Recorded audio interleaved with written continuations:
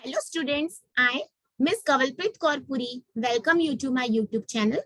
I am from Mumbai and I have completed my Masters in Business Management and I am set and net qualified in the subject of Commerce.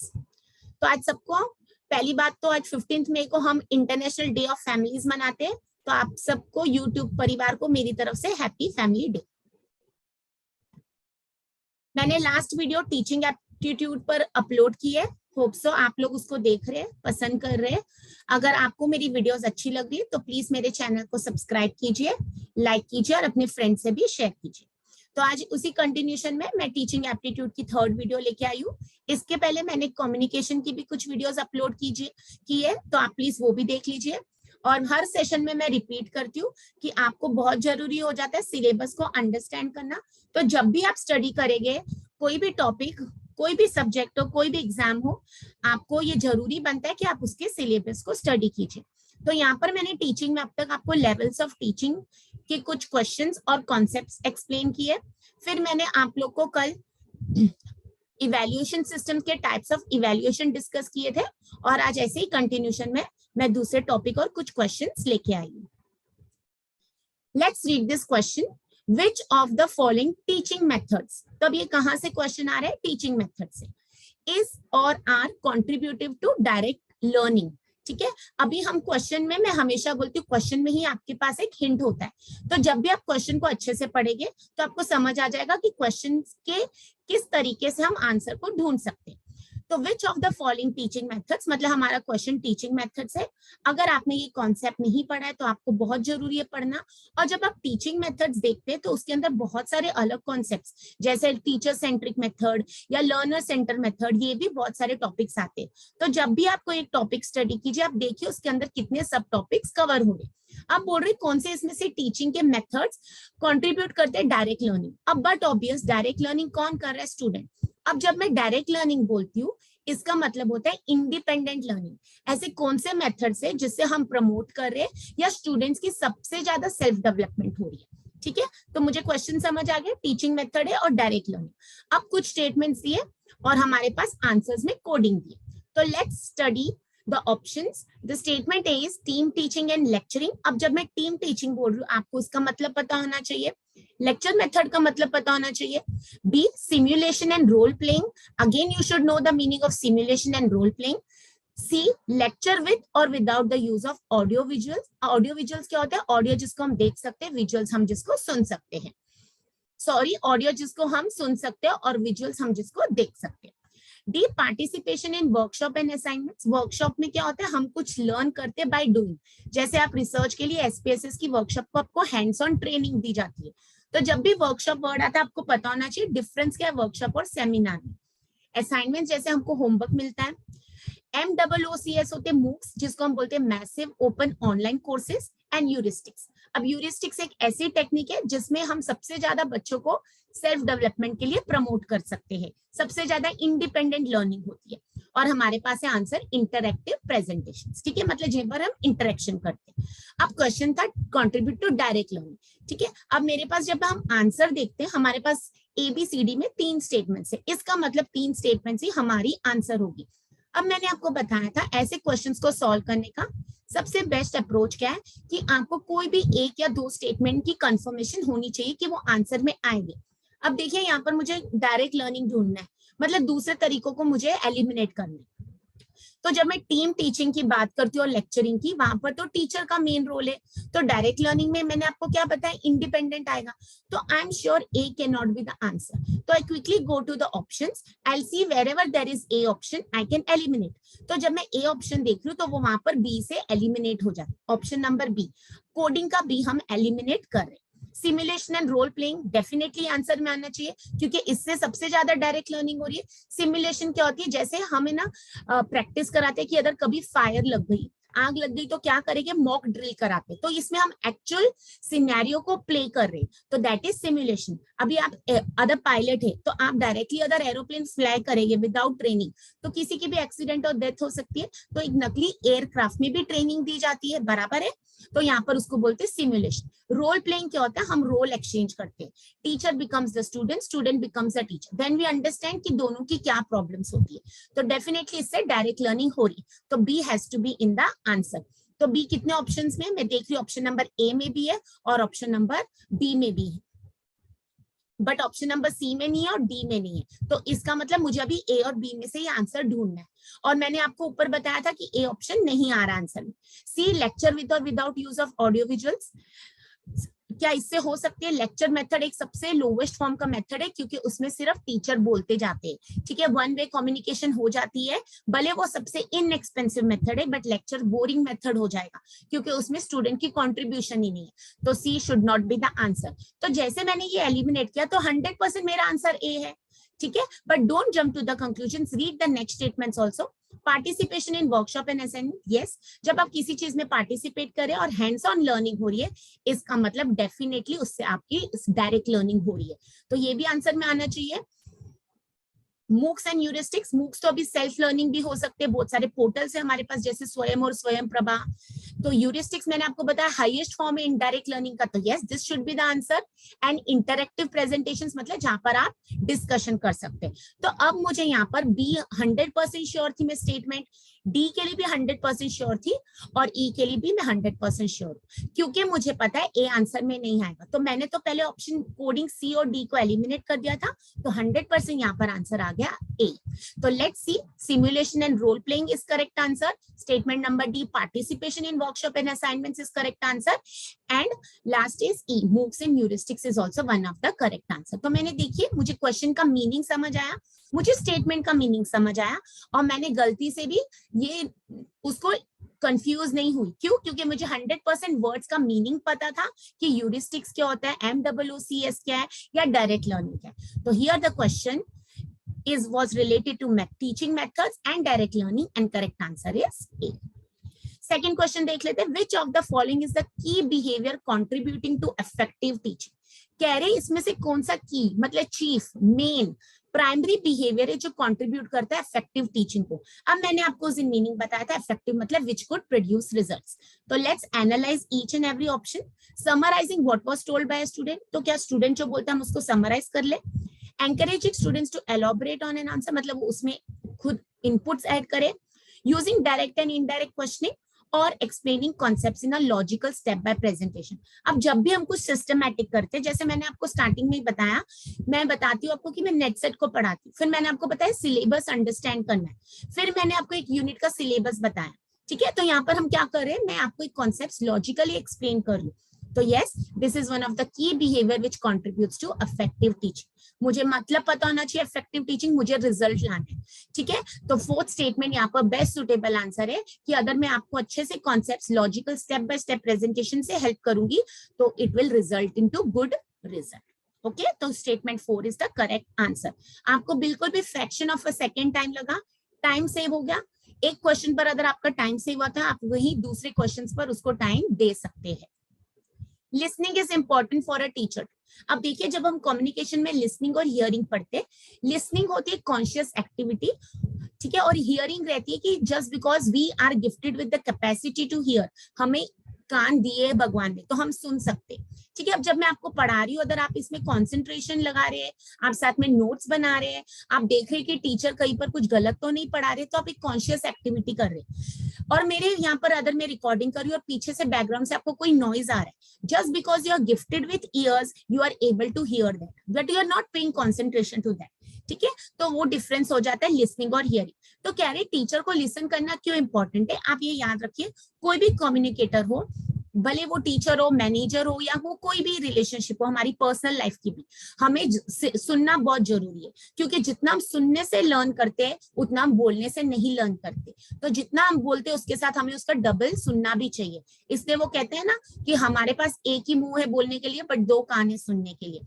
तो listening क्यों important है, address the requirements of the learners. अगर आप सुनेंगे बच्चों की, तभी आपको पता लगेगा बच्चों की रिक्वायरमेंट क्या है। You have to gain knowledge, keep the learner in good humor. Humor मतलब कुछ हंसी मजाक जैसी situation. Evaluate the learner for the progress made. But यहाँ पर क्या बोल रहे हैं, हमें क्यों सुनना जरूरी है स्टूडेंट्स का, क्योंकि हमें उनकी रिक्वायरमेंट्स को एड्रेस करना है. तो A is the correct answer. Okay, कितना इजी था. तो क्वेश्चन को समझिए फिर आंसर दीजिए. Which of the following is a social characteristic of a learner? अब देखो ये learner के ऊपर क्वेश्चन है. learner मतलब स्टूडेंट, सोशल कैरेक्टरिस्टिक्स मतलब something related to the society. हम कहते हैं ना उसका सोशल बिहेवियर कैसा है, या हम कहते हैं is a very social person, मतलब वो काफी लोगों से इंटरेक्ट करता है. कुछ लोग किसी से बात नहीं करते और कुछ लोग तो पहली मीटिंग में आपको फ्रेंडली बिहेव करते हैं. तो यहाँ पर लर्नर की सोशल सोसाइटी वो कैसे बिहेव करता है उसके ऊपर क्वेश्चन है. Power of sensory perception, sensory perception मतलब हमारे 5 सेंसेस जो हम यूज करते हैं. थिंकिंग एबिलिटी वो खुद से होती है. पावर ऑफ सिंथेटिक इमेजिनेशन वो भी हम खुद से कर रहे हैं. बट जब ये ऑप्शन नंबर डी है, ability to relate oneself with others, मतलब दूसरों से अपने आप को जोड़ सकते हैं, दूसरों से अपने आप को रिलेट कर सकते हैं, जैसे किसी को अंडरस्टैंड करना या किसी से हेलो हाई करना. तो यही तो सोशल कैरेक्टरिस्टिक्स है. तो कितना आंसर इजी है, D, ability to relate oneself with others. Because social हम खुद से यहाँ बात नहीं कर रहे. अंडरस्टूड. तो यहाँ पर कितने इजी क्वेश्चंस है, ऐसा नहीं है कि क्वेश्चंस इजी थे, बट यस नेट सेट में ऐसे क्वेश्चंस भी पूछे जाते हैं. और हमें ये जानना जरूरी है कि अगर कुछ क्वेश्चंस पर मैं अपना टाइम सेव कर पा रही हूँ तो वहीं पर मैं दूसरे डिफिकल्ट क्वेश्चंस को टाइम दे सकती. Read the question carefully, question को समझिए, तब आपका आंसर बहुत इजी. अब यहाँ पर नेक्स्ट टाइम क्वेश्चन आ सकता है मेंटल कैरेक्टरिस्टिक्स, ठीक है, या तो फिजिकल आ सकता है. तो आपको जानना है कि फिजिकल कैरेक्टरिस्टिक्स में क्या आता है और मेंटल कैरेक्टरिस्टिक्स में क्या आता है. Next, which of the following is a non cognitive, ठीक है, non cognitive characteristic of learner, again based on learner. Non cognitive मतलब जहां पर हमको थिंकिंग या इंटेलेक्चुअल यूज नहीं करना है, ठीक है. अभी कॉग्निशन या कॉग्निटिव साइकोलॉजी का एक बहुत इंपॉर्टेंट कॉन्सेप्ट है, ब्लूम्स टेक्सोनॉमी में हम पढ़ते हैं. या कॉग्निशन मतलब या कॉग्निटिव मतलब something related to intellectual, something related to mind, something related to think. Recalling, हम रिकॉल मतलब याद करना. जैसे मैंने आपको बताया था मेमोरी में हमें कुछ चीजें बताई जाती है, ट्रे में हमको बताया और बोलते हैं आइटम्स रिकॉल करो. प्रॉब्लम सॉल्विंग, प्रॉब्लम सॉल्विंग हम कब कर सकते हैं, जब हमारे पास उतनी कैपेसिटी अंडरस्टैंड करने की, फिर ही हम थिंकिंग कर सकते हैं. Identifying the important sensory inputs, अब sensory input something related to senses. देखिए ये तीनों ऑप्शंस में रिकॉल करना, प्रॉब्लम सॉल्विंग, आप कहीं ना कहीं अपना थिंकिंग, माइंड, कैपेसिटी यूज करें. तो ये तीनों तो कॉग्निटिव है. अब क्वेश्चन बोल रहा है नॉन कॉग्निटिव मतलब कॉग्निशन के अलावा. तो D, believing what is true. अब जब कुछ चीजों को मैं मान रही हूँ वो ट्रू है, उसके लिए मुझे थिंकिंग नहीं चाहिए ना, इट इज फैक्ट, ठीक है. अगर हम कोई केस में उलझ जाते हैं या हमारे साथ कुछ प्रॉब्लम हो रही है, किसी ने सच बोला झूठ बोला, हमको तुरंत पता लग जाएगा ना जो फैक्ट है. तो believing what is true is not cognitive, you are accepting the fact. तो ए बी सी में सेंसेस आते हैं, थिंकिंग आती है, कैपेसिटी आती है, जो डी ऑप्शन में नहीं है. नॉन कॉग्निटिव का मतलब पता होना चाहिए था. क्वेश्चन को रीड करो, ऐसे नहीं हमने गलती से कॉग्निशन वाला आंसर मार्क कर दिया. ओके, तो this was the easy answer. Next, the field of study which uses role playing. मैंने आपको बताया रोल प्लेइंग, आप रोल एक्सचेंज करे. सिमुलेशन, सिमुलेशन मतलब आर्टिफिशियल एनवायरनमेंट क्रिएट करे, जैसे मैंने आपको मॉक ड्रिल बताया. And self evaluation as strategies for adult learners. देखिए अब एडल्ट लर्नर्स की नॉलेज को ही स्टडी को हम बोलते हैं, जो ऑप्शन नंबर बी है, ठीक है, इज नोन एज. अब मैंने आपको बताया था ये कॉन्सेप्ट हायर एजुकेशन में भी आ सकता है. अब जब मुझे यहाँ पर क्वेश्चन का आंसर पता है, but what is my responsibility as a student, as a NET SET aspirant, that I have to learn, study this 4 options in depth. तो पेडागोजी का मतलब क्या है, एंड्रोगोजी का मतलब क्या है, एंथ्रोपोलॉजी का मतलब क्या है, साइकोलॉजी का मतलब क्या है, ये जानना मुझे बहुत जरूरी है. अगर आपको इस क्वेश्चन में सिर्फ एडल्ट लर्नर्स का ही मतलब पता होता तो आप इजीली आंसर फाइंड आउट करते. नेट सेट रट्टा एग्जाम नहीं है, नेक्स्ट टाइम क्वेश्चन रिपीट नहीं होगा, नेक्स्ट टाइम एंड्रोगोजी पर ही डिफरेंट वे में क्वेश्चन फ्रेम होगा या एंथ्रोपोलॉजी पर. तो let's understand what is the meaning of this 4 options.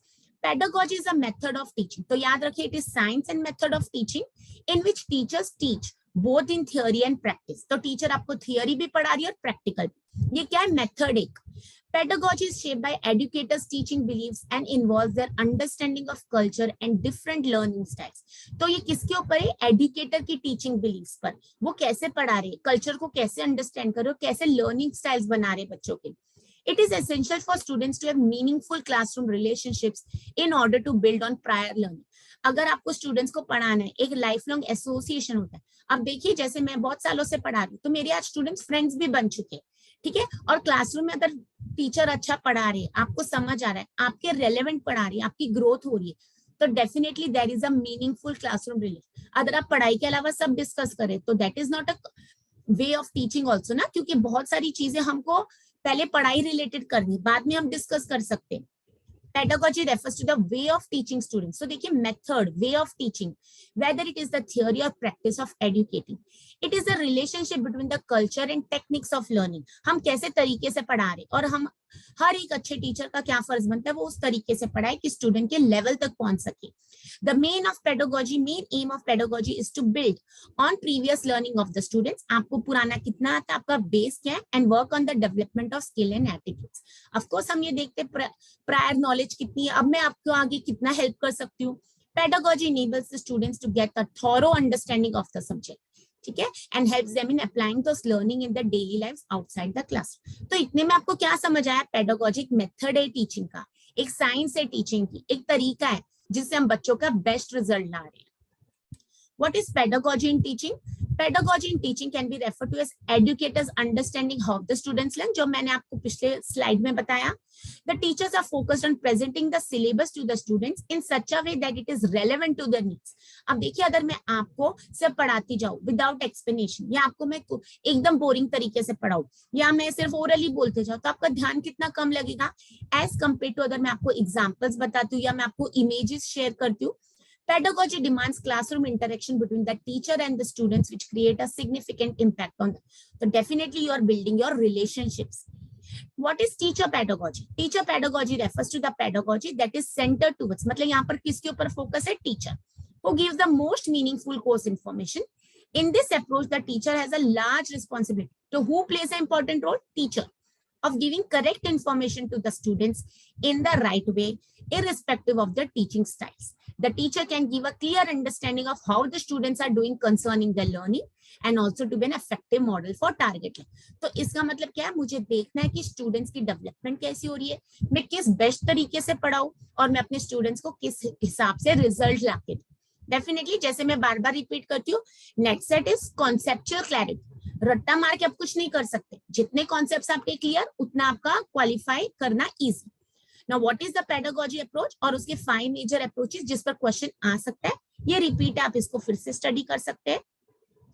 अब इंपॉर्टेंस क्या है? इससे लर्निंग की क्वालिटी बढ़ती है, क्योंकि टीचर ने अपना स्टाइल, अपना तरीका देखा है कि बच्चों को कैसे बेस्ट रिजल्ट आएगा। Students are more receptive. अगर आप बोर नहीं हो रहे तो डेफिनेटली आप भी कंट्रीब्यूट करते, you also feel like coming back to the lecture. Improve student participation, yes, जब तक आपको समझ आएगा आप कंट्रीब्यूट करेंगे। Knowledge imparted effectively across a spectrum of learners, तो आपके पास कितने स्टूडेंट्स हैं? अब जैसे मैं बोलूँ, ये इंपॉर्टेंट कॉन्सेप्ट सिर्फ नेक्स्ट सेट के लिए नहीं है, आप एक टीचर बनेंगे तब भी आपको जरूरी है, ठीक है। अगर आपको बेसिक रिलेशनशिप्स बनानी है तो भी ये जरूरी है, अगर आप बीएड करें तो भी ये जरूरी है। Development of higher cognitive skills in students, तो इसकी वजह से हम बच्चों में कॉग्निटिव स्किल्स, एटीट्यूड्स बढ़ा सकते हैं। What are pedagogy approaches? देखिए कंस्ट्रक्टिविस्ट, अब इसका मतलब कुछ कंस्ट्रक्ट हो रहा है। The students are allowed to be active in the process of understanding and gaining knowledge. तो यहाँ पर कुछ कंस्ट्रक्ट हो रहा है, हम उनको इन्वॉल्व करें, वो अंडरस्टैंड करें, ना हमसे ही समझ आ रहा है। इस पर मैथ द कॉलम पेपर में आ चुका है। कोलैबोरेटिव, कोलैबोरेट मतलब कुछ इकट्ठा करना। The students form the groups of learners that can learn together and work to solve a problem. किसी का मैथ्स वीक है, किसी की इंग्लिश अच्छी, तो आप एक दूसरे से कोलैबोरेट कीजिए। Build strategies, ideas, create products और कंप्लीट, तो आप कोलैबोरेट कर रहे, एक दूसरे का बेनिफिट ले रहे, एक दूसरे की वीकनेस को कम कर रहे।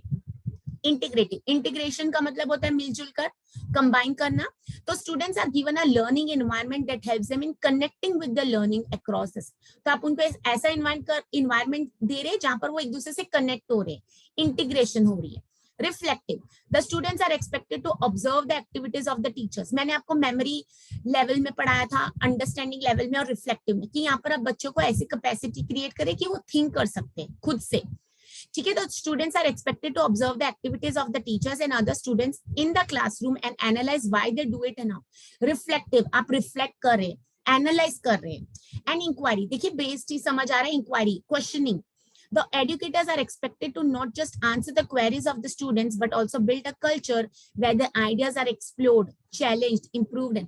तो जितनी आपकी इंक्वायरिंग कैपेसिटी बढ़ेगी, ठीक है, आप सिर्फ क्वेश्चन देखिए, कभी कभी होता है आंसर तो सब दे सकते, करेक्ट या रॉन्ग, बट क्वेश्चन वही कर सकता है जिसका लेवल है. तो I always appreciate the questions of my students irrespective वो कितने भी लेवल के हो, बिकॉज जब हमारी थिंकिंग कैपेसिटी बढ़ानी है तो हमें क्वेश्चनिंग की पावर भी बढ़ानी होती है.